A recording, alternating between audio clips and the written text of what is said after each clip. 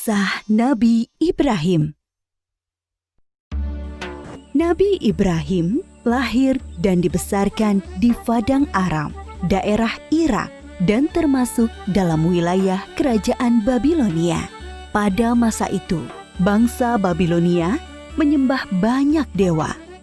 Ayah Ibrahim bernama Azar, seorang pembuat patung berhala. Patung-patung itu juga dijual kepada penduduk sekitar untuk menjadi sembahan mereka. Allah memberi Ibrahim pikiran yang cerdas dan kritis, serta keberanian yang besar. Dia mengilhamkan pemahaman kepada Ibrahim bahwa menyembah patung-patung itu adalah kesesatan yang nyata. Ibrahim bertanya dalam hati, "Ayah, mengapa ayah menjadikan patung-patung itu sebagai Tuhan? Bukankah ayah yang membuatnya? Bukankah patung-patung itu tidak bisa mendengar doa-doa kita?" Dia berpikir keras, siapakah sebenarnya Tuhan yang pantas dipuja, dimintai pertolongan dan perlindungan? Allah membimbing Ibrahim untuk memahami Tuhan yang sebenarnya. Mula-mula, Allah memperlihatkan langit yang penuh bintang bercahaya di malam yang gelap. Ibrahim berkata, "Sungguh indah, inilah Tuhanku." Ketika pagi tiba, langit menjadi terang. Bintang-bintang itu pun menghilang. "Oh, bintangnya hilang. Aku tidak suka Tuhan yang menghilang. Itu bukan Tuhan." Pada malam yang lain, Ibrahim melihat bulan terbit sangat menawan. "Wah, sungguh indah. Ini dia Tuhanku." Ketika pagi tiba, bulan itu tenggelam. Ternyata yang ini juga tenggelam. Ini juga bukan Tuhan. Oh, manakah Tuhan yang sebenarnya? Kalau Dia tidak memberi petunjuk kepadaku, pasti aku juga sesat seperti kaumku. Di kesempatan lain, Ibrahim melihat matahari terbit. Sinarnya terang memukau.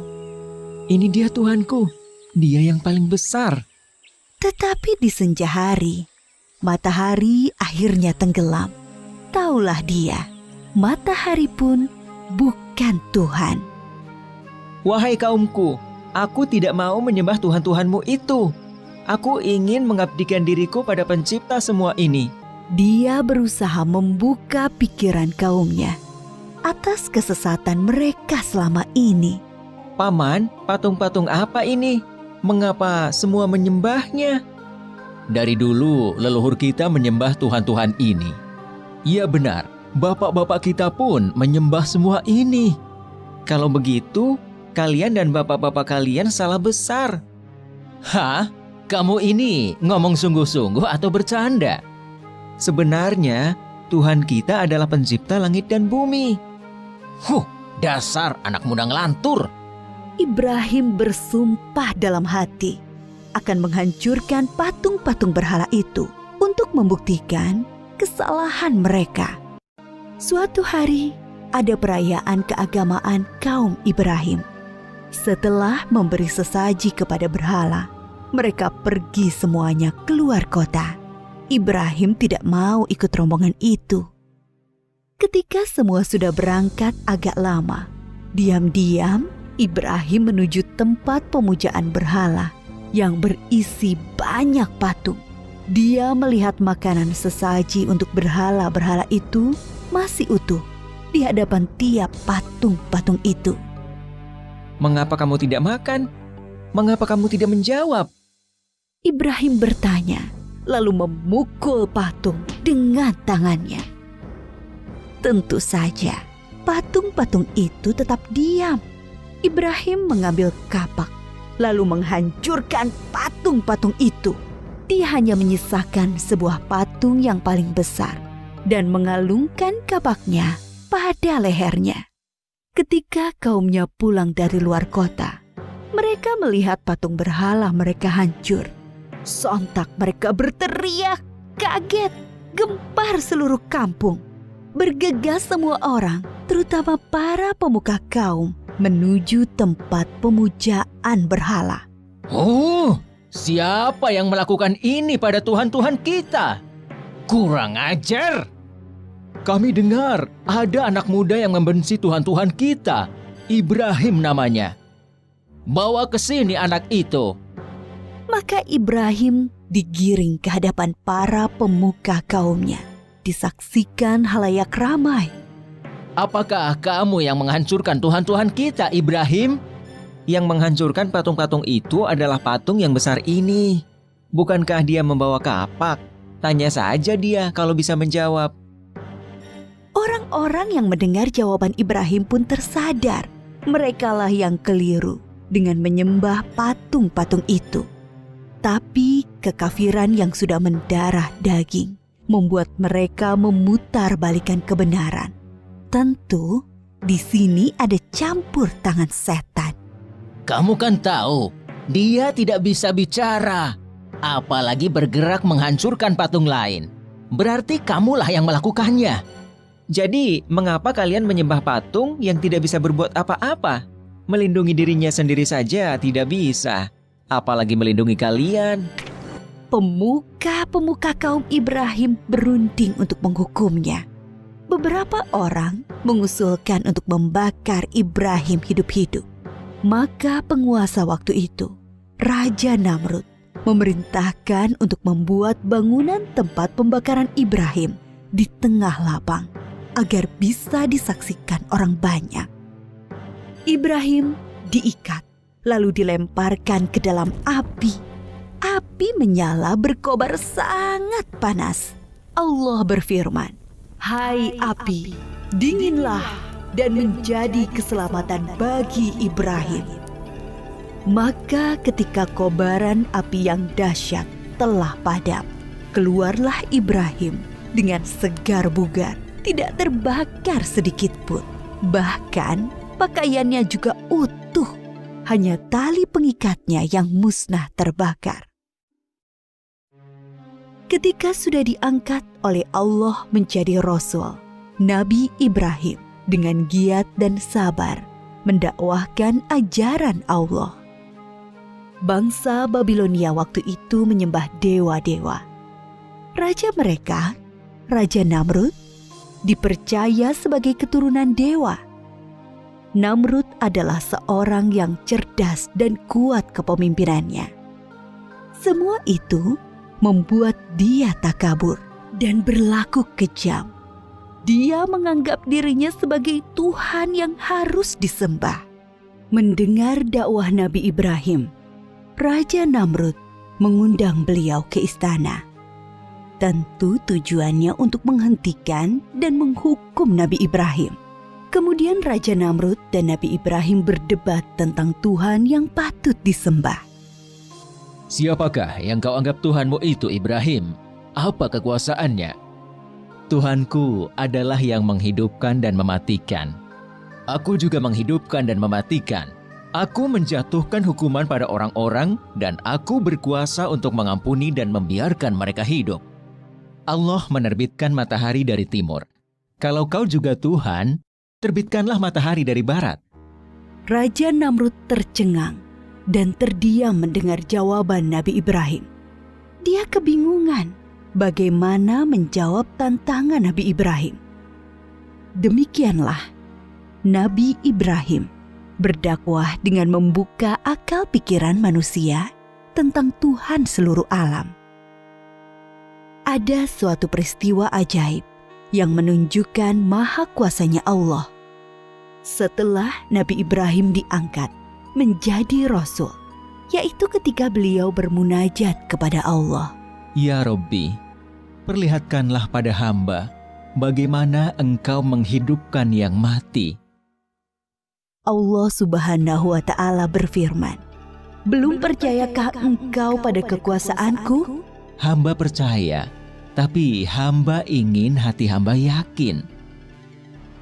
Kemudian Allah Subhanahu wa Ta'ala berfirman, "Ambillah 4 ekor burung, lalu potong-potonglah mereka, lalu lemparkan di atas tiap satu bukit 1 bagian.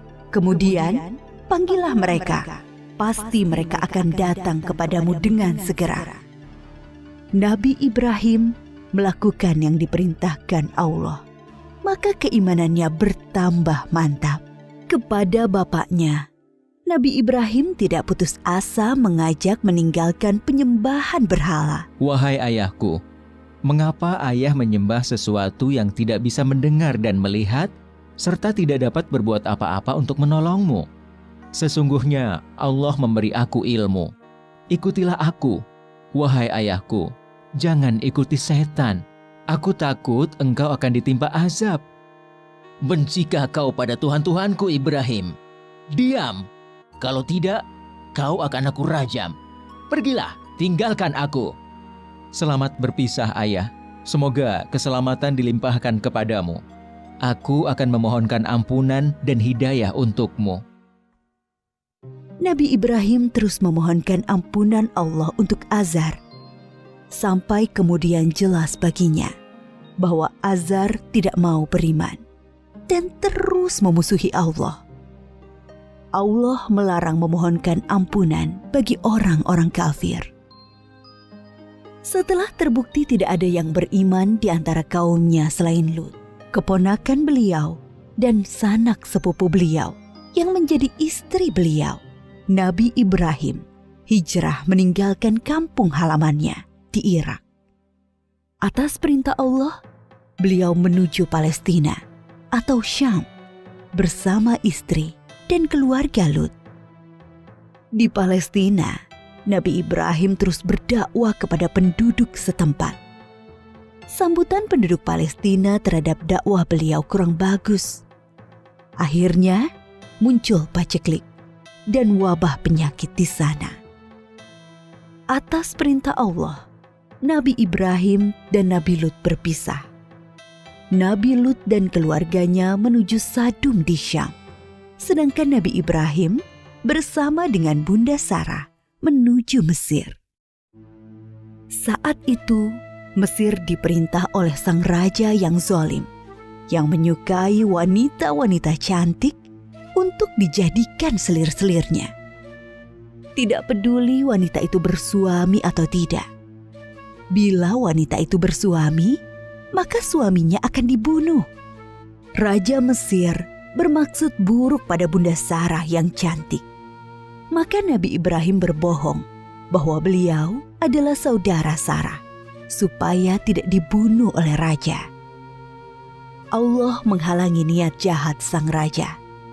Raja mengembalikan Bunda Sarah kepada Nabi Ibrahim dan memberi hadiah seorang pelayan untuk Bunda Sarah. Pelayan istana itu seorang kulit hitam yang santun dan bernama Hajar. Nabi Ibrahim tinggal beberapa lama di Mesir. Dimanapun, Nabi Ibrahim selalu mendakwahkan pengabdian kepada Allah Subhanahu wa Ta'ala. Tetapi bumi Mesir ternyata juga bukan tempat yang baik untuk perkembangan dakwah. Maka Allah memerintahkan untuk hijrah kembali ke Palestina. Sekian puluh tahun berkeluarga, Nabi Ibrahim belum dikaruniai anak. Meskipun tak henti-henti beliau berdoa, memohon keturunan.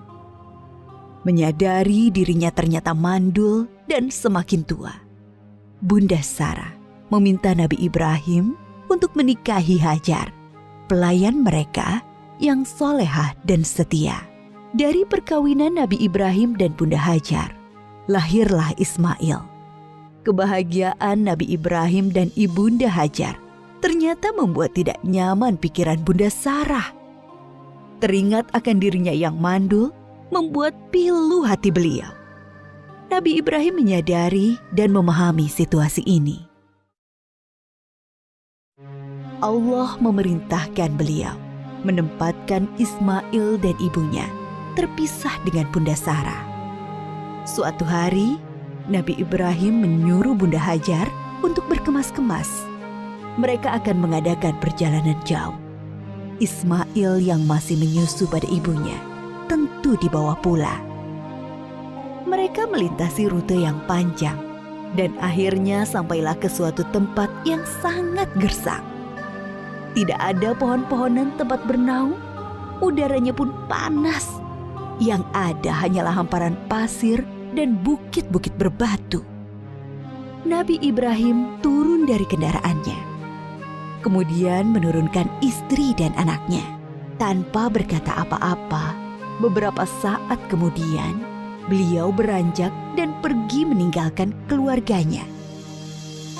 Ibunda Hajar yang melihat keanehan ini segera berteriak memanggil, "Ibrahim, hendak kemana?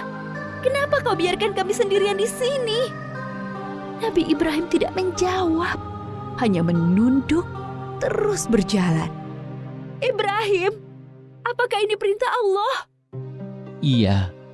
"Kalau begitu aku yakin Allah tidak akan membiarkan kami." Ibunda Hajar begitu sabar dan ridho pada keputusan Allah.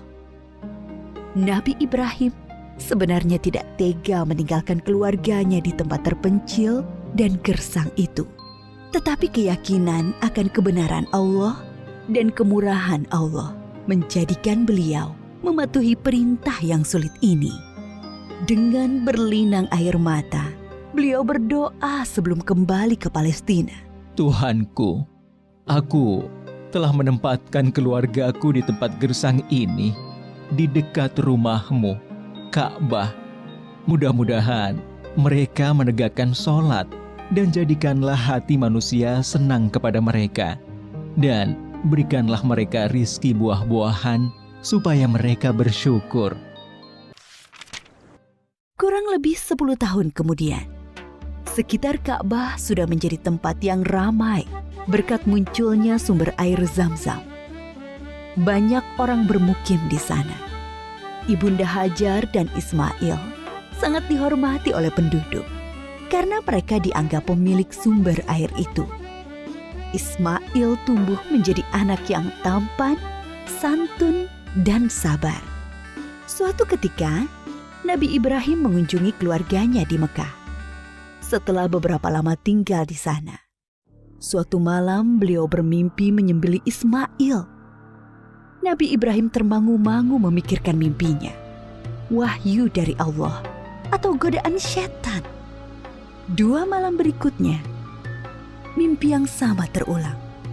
Maka pagi harinya, setelah mimpi yang ketiga, beliau yakin ini perintah Allah yang harus dilaksanakan walaupun terasa sangat berat di hati. Nabi Ibrahim bermusyawarah dengan keluarganya tentang mimpi itu. Anakku, aku melihat dalam mimpi, aku menyembelihmu. Pikirkan, apa pendapatmu? Ismail sangat memahami bahwa ayahnya adalah Nabi Allah. Mimpi para nabi adalah wahyu ilahi. Dengan mantap dia menjawab, Ayah, laksanakan perintah Allah. Insya Allah, aku akan sabar menerimanya. Bertambah rasa syukur Nabi Ibrahim. Bertambahlah kecintaan kepada anaknya. Bertambah mantap pula hati beliau melaksanakan perintah yang sulit itu. Berangkatlah Nabi Ibrahim dan Ismail menuju Mina, tempat penyembelihan. Sepanjang jalan, iblis menggoda mereka agar mengurungkan niat pengorbanan Ismail. Ibrahim, dasar ayah tidak punya perasaan. Anak sendiri mau disembelih. Ingat, kau berdoa puluhan tahun meminta anak. Allah sudah memberimu anak yang soleh. Sekarang kau mau sembelih, ha? Nabi Ibrahim mengambil kerikil-kerikil dan melempari iblis. Beliau tidak bergeming dengan godaan-godaan itu. Hatinya dipenuhi keyakinan yang mantap kepada Allah. Begitu pula Ismail. Sampai di tempat penyembelihan, Nabi Ibrahim membaringkan Ismail, bersiap mengayunkan golok yang tajam ke leher anaknya. Lalu Allah berfirman, "Hai Ibrahim, engkau telah menaati perintahku. Ini adalah perintah yang sulit. Aku memberi balasan orang-orang yang berbuat baik." Allah mengganti Ismail dengan seekor domba yang besar. Itulah yang kemudian disembelih sebagai kurban, sedangkan Ismail tidak jadi disembelih. Peristiwa ketika Ibunda Hajar ditinggalkan sendirian bersama Ismail ketika masih bayi dan pengorbanan Ismail diabadikan dalam rangkaian ibadah haji kita. Peristiwa penting lain antara Nabi Ibrahim dan Ismail adalah ketika Allah memerintahkan mereka meninggikan bangunan Ka'bah. Pondasi Ka'bah sudah ada sebelum masa Nabi Ibrahim. Beliau dan Ismail hanyalah meninggikan temboknya. Ka'bah itu kemudian menjadi pusat ibadah sholat dan haji. Ketika tembok sudah tinggi, Nabi Ibrahim kesulitan membuatnya lebih tinggi lagi di atas jangkauan tangannya. Maka beliau menjadikan sebuah batu sebagai pijakan kakinya. Pada batu pijakan itu membekas tapak kaki Nabi Ibrahim dan dinamakan Makom Ibrahim yang bisa disaksikan sampai saat ini. Ketika Ka'bah sudah jadi, Nabi Ibrahim berdoa untuk beliau dan Ismail dan anak keturunan mereka berdua. Antara lain, supaya diangkat Rasul dari keturunan mereka. Diangkatnya Muhammad SAW sebagai Rasulullah adalah jawaban atas doa Nabi Ibrahim. Nabi Muhammad SAW adalah keturunan Nabi Ismail. Suatu ketika, Nabi Ibrahim sedang berada di Palestina bersama Ibunda Sarah. Datanglah tamu asing, 3 orang laki-laki tampan yang tidak dikenal oleh Nabi Ibrahim. Nabi Ibrahim meminta Ibunda Sarah memasak sapi panggang untuk menjamu tamu-tamu itu. Nabi Ibrahim memang sangat menghormati tamu. Setelah hidangan siap, Nabi Ibrahim mempersilahkan tamu-tamunya makan. Tetapi para tamu itu sama sekali tidak menyentuh hidangan yang lezat itu. Timbul rasa takut dalam hati Nabi Ibrahim. Jangan takut, kami adalah malaikat utusan Allah. Kami tidak makan dan tidak minum. Kami membawa berita gembira. Allah akan mengaruniai kalian seorang anak yang sangat cerdas, yang mempunyai pengetahuan sangat dalam. Mendengar itu, Ibunda Sarah memekik kegirangan. Hah? Benarkah? Padahal aku seorang perempuan tua yang mandul. Adakah tugas kalian yang lain, wahai para malaikat? Sebenarnya kami diutus untuk menurunkan hukuman bagi penduduk Syadum karena mereka keterlaluan. Tapi di sana ada Lut dan orang-orang beriman. Siksa ini hanya mengenai orang-orang yang durhaka. Lut, keluarga serta pengikutnya akan selamat, kecuali seorang istrinya yang jahat. Dia turut binasa. Nabi Ibrahim dikaruniai keturunan di masa tuanya. Beliau sendiri dikaruniai umur panjang. Dari keturunan Nabi Ismail, kelak akan lahir Nabi Muhammad. Sedangkan dari keturunan Nabi Ishak, lahir nabi-nabi Bani Israel. Semua nabi yang ada dalam Al-Quran setelah Nabi Ibrahim adalah keturunan beliau. Maka Nabi Ibrahim disebut juga bapak para nabi. Nabi Ibrahim disebut juga sebagai bapak tauhid yang pertama mengajarkan bahwa Allah adalah Tuhan semesta alam. Para nabi sebelumnya hanya mengajarkan sebatas Tuhan suatu kaum. Nabi Ibrahim diberi gelar Khalilullah, artinya kekasih Allah. Banyak keteladanan yang diajarkan Nabi Ibrahim, yaitu teladan dalam menghormati tamu, menjadi seorang yang hanif, yang mengikuti kebenaran, selalu patuh pada perintah Allah, pemberani, sekaligus penyantun kepada orang tua dan manusia umumnya. Banyak kemiripan ajaran Nabi Ibrahim dengan Islam. Dari peristiwa Isra Mi'raj, Nabi Muhammad bercerita bahwa sosok Nabi yang paling mirip dengan beliau adalah Nabi Ibrahim.